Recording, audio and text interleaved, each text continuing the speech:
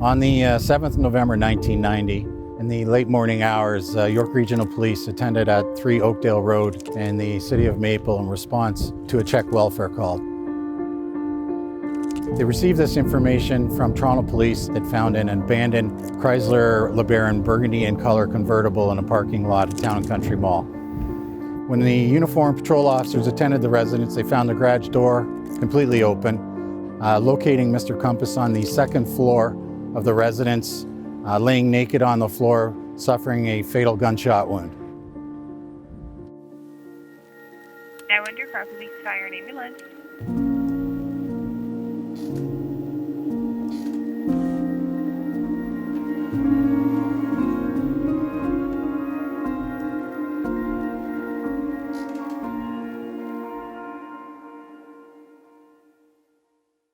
So part of the investigation, obviously, officers have to trace back to Mr. Compass's last movements. He was last seen alive at the Supercenter grocery store in Richmond Hill on November 6th at 5:17 p.m. There was a receipt found in his pocket for a purchase he made there, and at that time he was in the company of a young blonde male that was somewhat taller than Mr. Compass. Mr. Compass was only around 5'6" tall. And he was also seen driving in that area by a neighbor with a young blonde male in the passenger seat of that vehicle.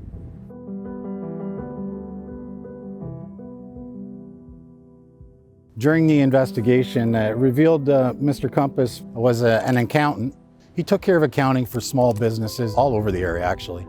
And he hired generally young men, early 20s, late teens, to work for him in his accounting business, which also included sometimes residing at the residence for room and board and cutting the grass. The neighbors all advised police that Mr. Compass was very meticulous when it came to his lawn.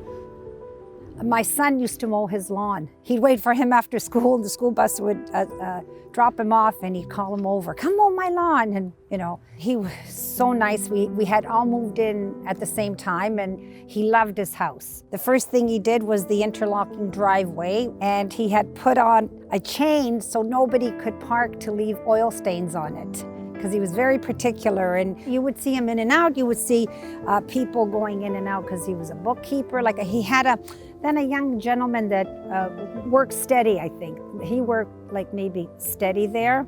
I didn't know his name, but I never asked Eustace what was he doing, or anything like that.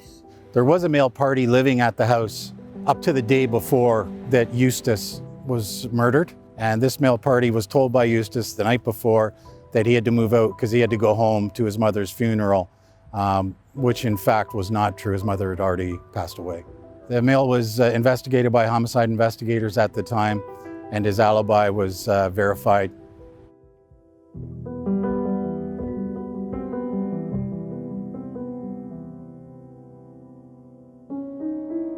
Another part of the investigation revealed that Mr. Compass, even though he tried to convey to people that he was heterosexual, was in fact homosexual and liked to frequent in the Charles Street area, such as Colby's and Chaps.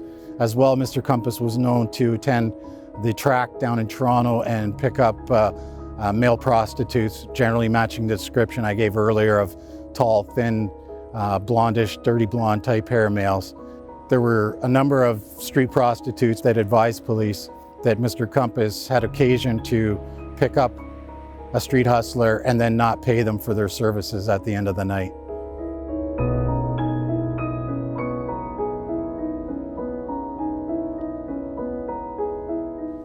There was some items removed from the house, which included a silver tea set, a watch, a tiger eye ring, which is gold with a tiger eye on it, and his wallet. His car was also taken from the garage, and it was empty. The garage was empty at the time. He had a tendency to brag to young males that he was very wealthy, had this big house in Maple, which he did. Talked about items and their value a lot, and his tea set, how much it was worth. So certainly a red flag could go up from that. Word on the street was it was probably a retaliation for him not paying somebody for sexual services rendered.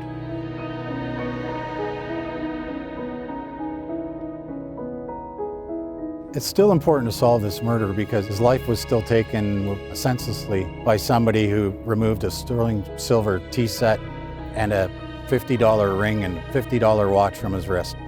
There is somebody within the community, I'm sure, that knows information about this. If anybody can come forward, we'd certainly facilitate furthering this investigation that's 30 years old.